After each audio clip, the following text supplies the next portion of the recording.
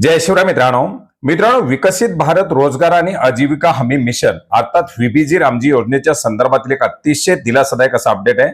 मित्रांनो, केंद्र शासनाचा आणि राज्य शासनाचा या योजनेच्या अंतर्गतचा जवळजवळ 1351 कोटी रुपयाचा निधी वितरित करण्यासाठी आज 16 जुलै 2026 रोजी मंजुरी देण्यात आलेली आहे। ज्याच्यामुळे आता या योजनेच्या अंतर्गत आतापर्यंत जी काही मस्टर काढण्यात आलेली आहेत ती मस्टर तात्काळ मजुरांच्या खात्यामध्ये क्रेडिट केली जाणार आहेत।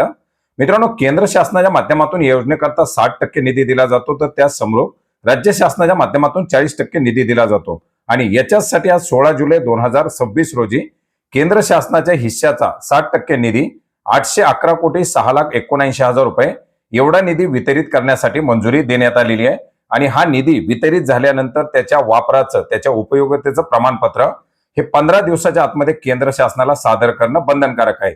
अर्थात हा निधी वितरित करण्यात आल्याबरोबर तात्काळ 15 दिवसाच्या आतमध्ये तो लाभार्थ्यांच्या, त्या मजुरांच्या खात्यावरती क्रेडिट केला जाणार आहे।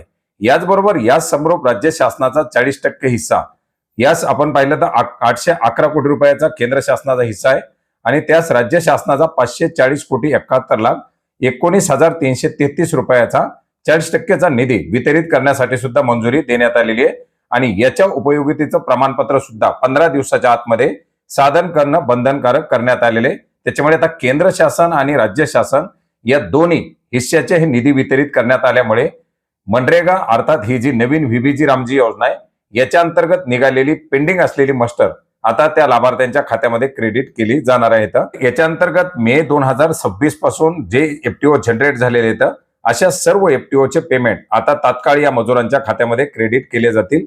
मित्रांनो, हे दोन्ही महत्वाचे असे GR आपण महाराष्ट्र.gov.in या संकेतस्थळावरती पाहू शकता। याची लिंक आपल्याला या व्हिडिओच्या डिस्क्रिप्शन बॉक्समध्ये सुद्धा मिळेल। धन्यवाद।